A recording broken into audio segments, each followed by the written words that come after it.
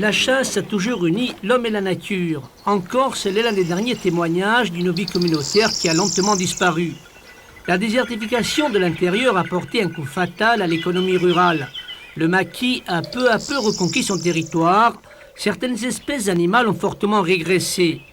Un gibier connaît un essor sans précédent.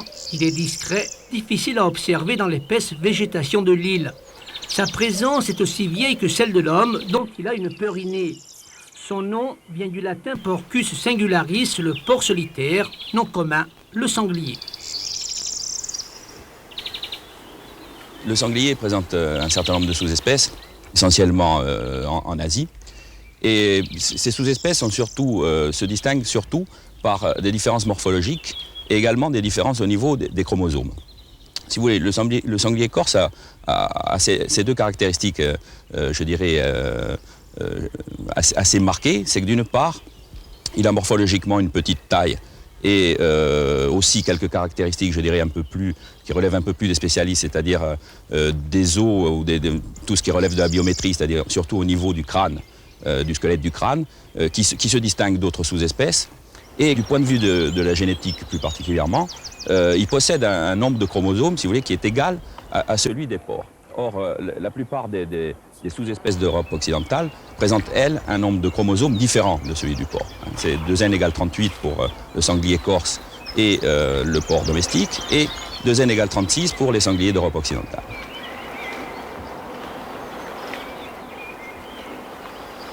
Il faut beaucoup de chance, de la patience et un œil exercé pour apercevoir à la fin de l'hiver les femelles et leurs petits à la recherche de nourriture.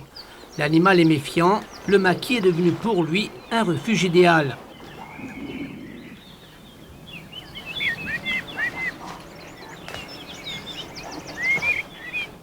L'élevage extensif du porc domestique a profondément altéré leur morphologie et leur comportement.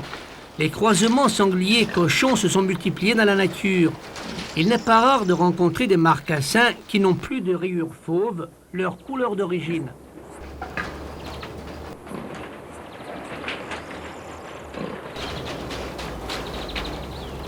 Dès qu'on a des croisements avec du porc domestique, on a apparition de patrons de coloration qui sont très différentes de ce qu'on s'attend à trouver chez l'animal sauvage. L'introduction depuis quand même maintenant quelques dizaines d'années de porcs blancs, dits largeouates par exemple, a certainement joué beaucoup sur l'aspect morphologique de ces croisés. Le fait que ces croisements se soient multipliés a débouché essentiellement sur deux choses. D'une part, le nombre d'animaux est beaucoup plus important puisque le fait d'être croisé avec le porc, je dirais, confère au sanglier une reproduction beaucoup plus importante, c'est-à-dire que le nombre de marcassins pas portés va être augmenté. Et d'autre part, ça va changer également son comportement.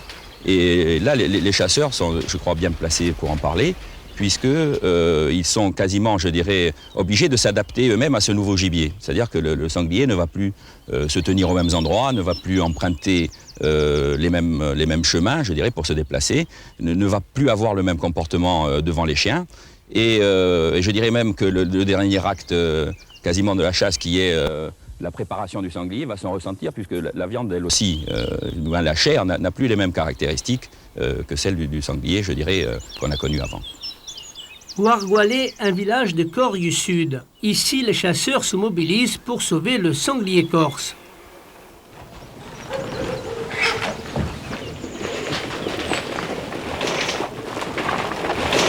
Ce parc clôturé a été peuplé à l'origine avec des marcassins capturés dans le maquis. Objectif, sélectionner la race. Les animaux croisés sont progressivement éliminés. Les autres, les sangliers de pure souche, seront plus tard réintégrés dans leur milieu naturel.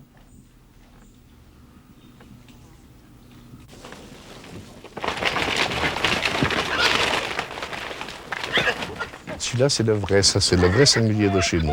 Il est bas à l'arrière et haut devant. Et il a généralement une petite touffe entre les yeux, regardez, de poils. Et une petite bosse aussi sur l'arrière, c'est presque sur les... Mais toujours une légère pente. Ça, c'est des purs. S'il ne braconnait pas, on aurait pu en acheter au mois de mars, au mois de février, à la fermeture. On aurait pu en acheter tous les ans. On ne peut pas. On ne peut pas. On en a lâché en tout. Je vais vous dire, cette dizaine d'années, on en a lâché au moins 400 au-dessus du village. Autre village, Eusa, autre parc. La même expérience est menée ici par la Fédération des chasseurs de Corse du Sud. Des sangliers marocains génétiquement proches du sanglier corse ont servi de reproducteurs. Une cinquantaine d'animaux ont été relâchés avec des résultats encourageants. Depuis des décennies, les cochons sont mélangés aux sangliers. Ça fait que nous avons beaucoup de croisés qui font des dégâts. Parce qu'ils vivent en famille, ils ne se séparent pas. Et on essaie d'avoir des sangliers purs de façon qu'ils vivent à l'état sauvage comme ils vivaient avant, c'est-à-dire qu'ils bougent, qu'ils ne se groupent pas comme se groupent les croisés. Le mal que nous avons, c'est les croisés. Ils sont difficiles à chasser parce qu'ils font beaucoup de mal aux chiens. Deuxièmement, ils font des dégâts même dans la nature parce qu'ils vivent en plusieurs générations dans la même bande. Il peut y avoir 4-5 générations. Tandis que le sanglier, au bout de 6 mois, est séparé. Qu'ils soient mâles ou femelles, séparés de la mère. Si nous arrivons à recréer une race normale qui vive dans les hautes montagnes, automatiquement, ça ne fera aucun dégât. Si nous continuons à croiser des porcs domestiques que nous élevons en liberté, qui se croisent avec des sangliers ou des cochons à moitié sauvages, il est certain que nous aurons des dégâts de plus en plus dans nos cultures, autour des villages. Alors que le sanglier pur, lui, prendra les crêtes. La commune de Talonne en Haute-Corse, un territoire de 8000 hectares de maquis de chênes et de châtaigniers. L'écosystème idéal pour les sangliers qui ont conservé ici une souche relativement pure. Il n'y a pas d'élevage extensif de cochons dans cette micro-région. L'observation de ces animaux est difficile et aléatoire. Ils se déplacent beaucoup, surtout la nuit.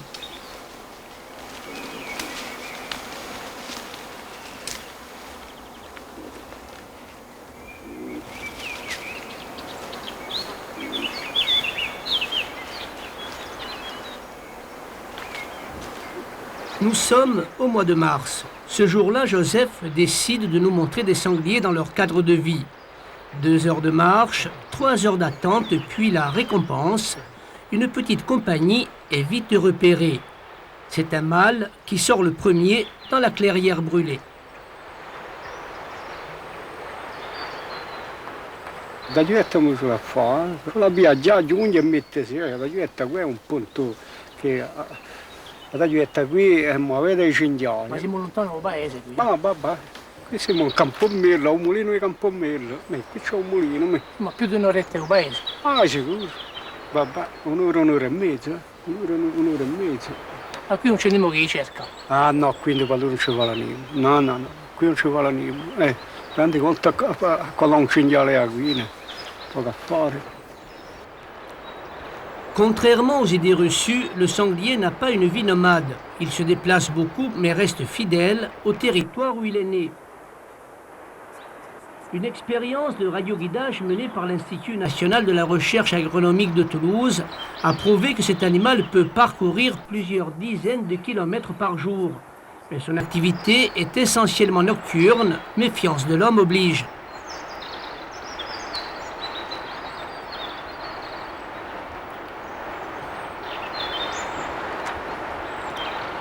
Sa vie sociale est fortement hiérarchisée. Au sein d'une même compagnie, chaque animal occupe une place bien déterminée, du dominant vers le dominé.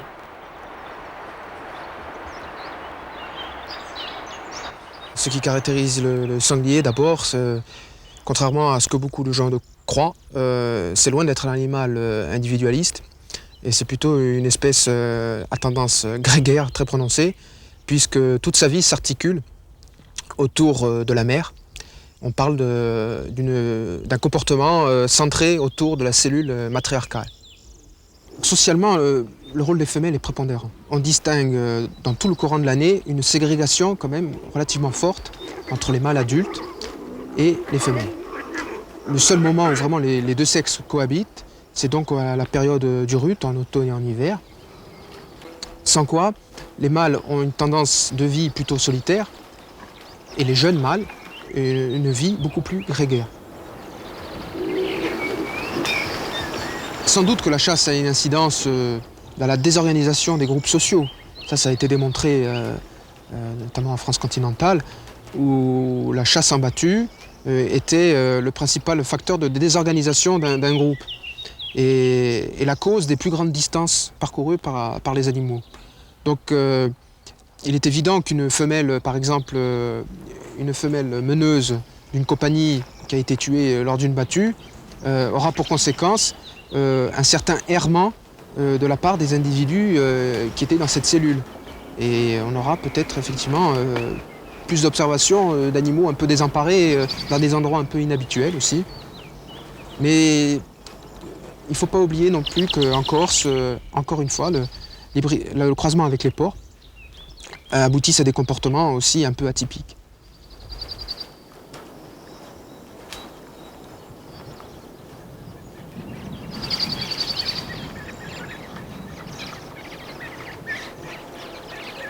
Les accouplements commencent au mois d'octobre et l'abondance de la nourriture favorise la reproduction de l'espèce. La période de gestation dure en moyenne 3 mois, 3 semaines et 3 jours, mais les croisements ont déréglé ce cycle naturel. Il est fréquent que des laits mettent bas 2 fois par an des portées de 5 à 6 marcassins.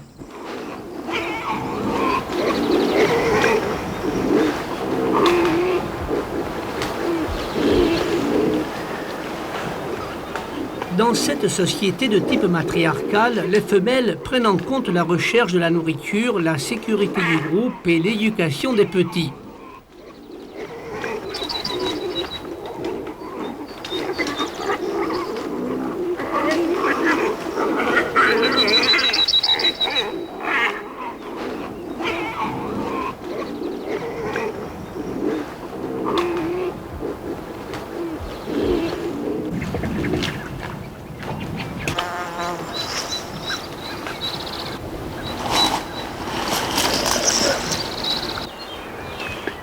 Le comportement de ces jeunes laits est exemplaire.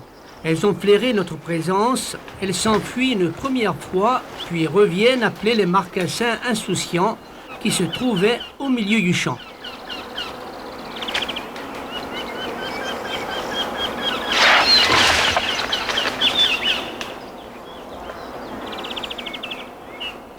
La laie dirige d'abord le groupe de femelles qui est avec elle.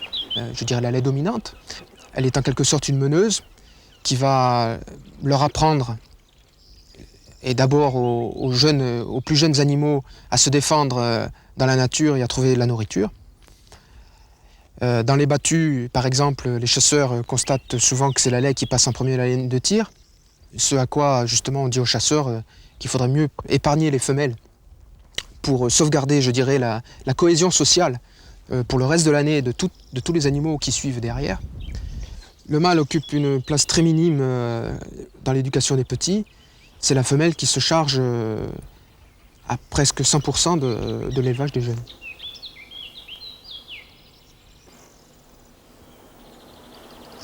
Le sanglier est une véritable machine à labourer. La partie supérieure de son groin, appelée boutoir, lui permet de fouiller le sol pour chercher de la nourriture.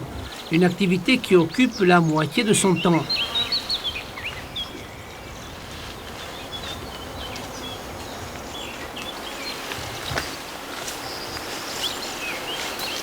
L'animal est omnivore mais consomme de préférence des produits d'origine végétale.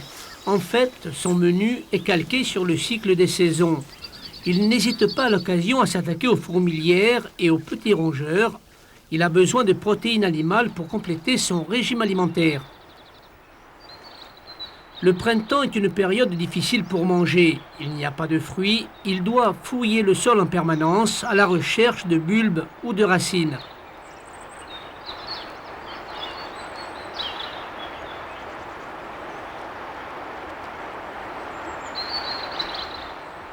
Non hai visto il padano ha fame, dice che questi portavano tornare a Roma e ha fame questa. Cercano l'erba. soprattutto se c'è un pezzo di ruciato, sai, non ruciato, le corrano già verdi, le corrano già verdi, e poi non è macchia, pure le cercano, non è macchia, non c'è nulla. E la... Ecco la mia, ecco, già facendo le balle, mi cercano queste balle qui, sai, sono scemi per quello i buretti. Lì che lo chiamano, i vecchi, invece che rimane. Changement de saison, changement de régime alimentaire. L'été, les champs de céréales et les vignobles offrent une abondante nourriture. Les fédérations départementales des chasseurs doivent payer aux agriculteurs le coût des dégâts causés par les sangliers dans les cultures.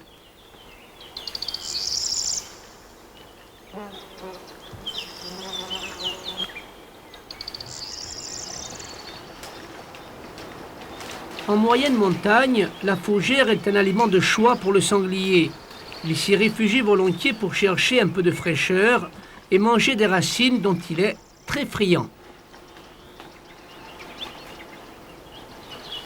Talmente sulle leoni sta affari qui, sta a cercare noi fiumi, i lunghi fiumi, e voilà, aprono i filicatoi. Si nutriscono qua rai, come qua è roba fresca, rai che la filicatoi è fresca. Non hanno da mangiare, c'è che vabbè, questi tempi, dove ci sono i frutti, no, apprezzavo a mela, ma vai in meli, sono belli pochi, Ai tempi le campagne erano piene di frutte, se tu pigliavi qui, ma c'erano mandorle, fighe, c'è più nulla da vale, allora ecco come le si nutrisce una vale, quindi per montagna per noi. Automne-hiver, les saisons de l'abondance pour le sanglier qui va consommer essentiellement des glands, des faînes et des châtaignes. Ces fruits forestiers vont représenter pendant 4 mois 80% de son alimentation. L'arbre nourricier, c'est le châtaignier, l'arbre à pain. Il fait partie de la culture insulaire. La châtaigne était jadis source de richesse, on l'a aujourd'hui oubliée.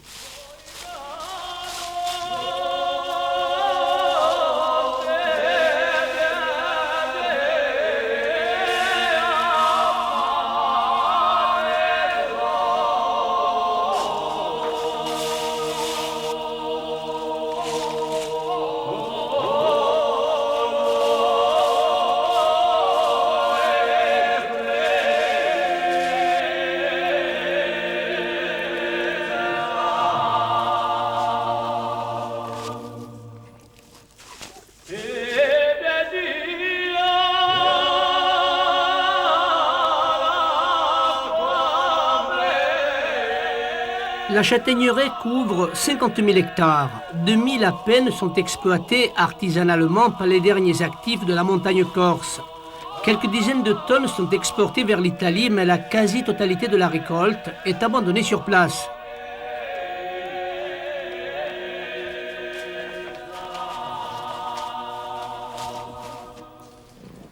Le sanglier en profite pour constituer des réserves pour la disette du printemps.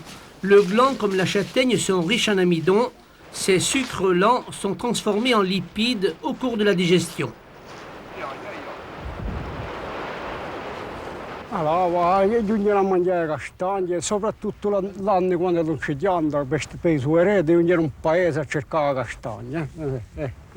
Cioè ucce. È ucciole, voilà, e lì è ucciola, non la mangiano mica, è come la cavallina, il porcino la cavallina, la ucciola non la mangiano mica, perché la vaccina, le capre, che si angola, no, la ucciola. Ingrassano. Oh, tanti castagne, poi, mandiamo a chiedere il mio tombo, deforme, esempio.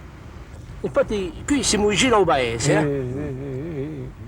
Io siamo vicino al paese, a giugno un paese, le castagne si mangiano prima e prima che sono le macce e dopo non ne trovano più, lontano c'è un paese, quindi c'è un paese, c'è cercato un paese, all'ultimo c'è un paese, non hai visto la storia con i cani, bene dicono i cani sono giunti a mangiare castagne, incredibile. On le dit intelligent et il serait même capable de raisonner logiquement. Les spécialistes ne tarissent pas d'éloges pour cette force de la nature dotée de sens hors du commun pour se défendre. Nous sommes à plus de 100 mètres. Ce mâle nous a vite repérés grâce à son odorat, l'arme naturelle qui assure sa survie.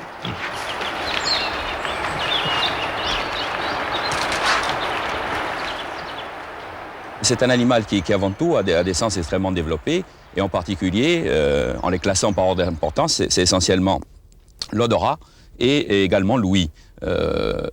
Les chasseurs disent qu'en général, il n'a pas une très bonne vue, mais je dis, ça risque d'être plus difficile à prouver, mais il est quand même évident qu'il vaut mieux, lorsqu'on prend par exemple un poste à la chasse, être dans un endroit où on ne se découpe pas, où le moindre geste ne risque pas d'être perçu, parce qu'il a quand même, je dirais, une vision convenable.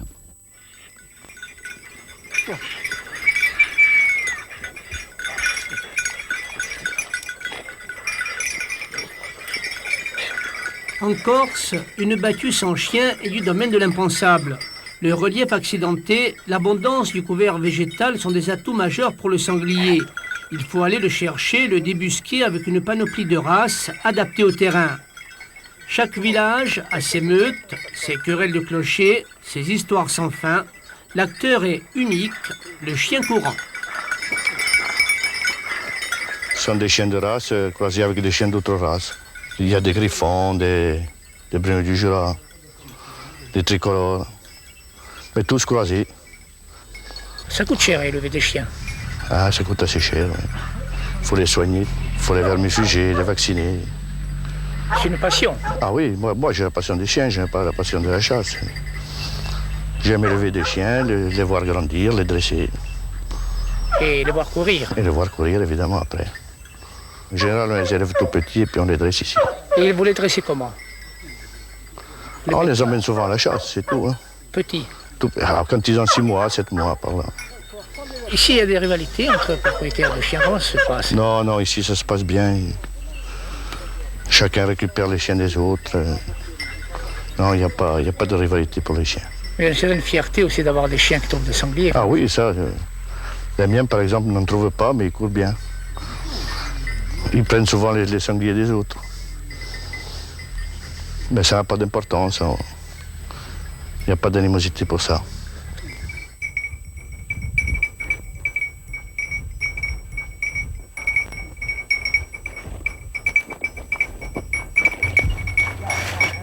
Pas de chien, pas de sanglier, le postulat est simple, il explique le dévouement que les chasseurs portent à leurs chiens. Objets de convoitise et d'admiration, ils sont souvent l'image de leur maître. Ces relations ambiguës, homme-animal, illustrent parfois de belles histoires d'amour. À Talone, celle de Mathieu et de ses 2 Bruno du Jura, Noiro e Pirino. È un cane che fa un po' eccezionale, buono, ci ha fatto da un basso ai cinghiali, è un cane francamente uno. Ci dà la sai? Ah, ci tengo. E è un cane ci tengo quanto è per bravo, è astuto. C'è sempre una storia d'amore, mi sono padrone un cane, Io quando non mi chiamo cane la sera sono malato. Aspetto che tu non cucina un giorno a mezzanotte.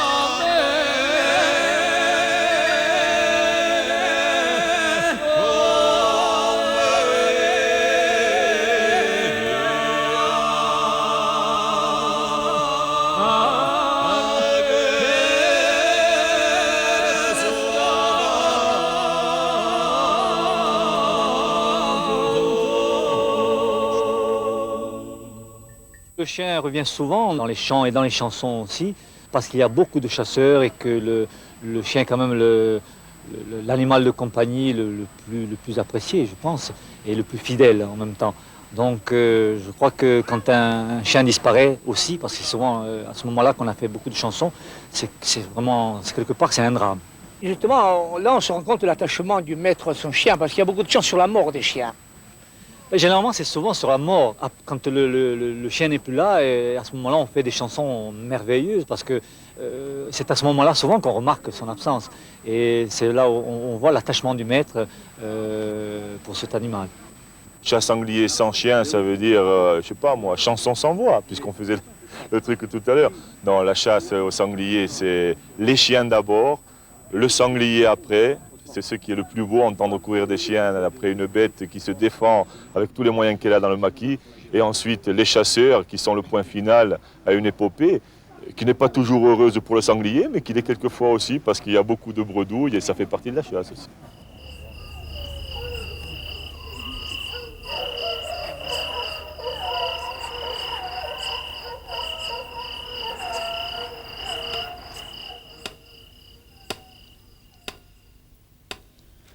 « 15 août, c'est l'ouverture de la chasse. C'est aussi le temps des souvenirs pour Joseph. Il avait 17 ans quand il a tué son premier sanglier. L'étape ultime de l'initiation, l'adolescent est admis dans le cercle fermé des hommes chasseurs.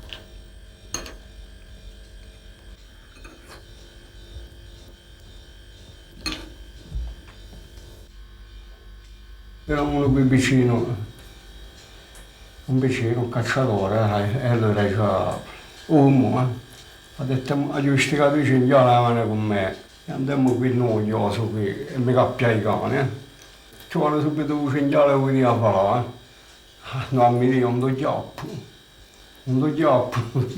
sì, tremava, prima tutto e poi non abbiamo i cinghiali. Di dirgo, e là già il primo corpo, dopo gli recito quando tirava donna, di dirgo subito in all'asta e la avevo cascato. Oh che contentezza, c'era un guaglino, se non fanno un'onda, avevo molto, mi si paria una fortuna, vedete.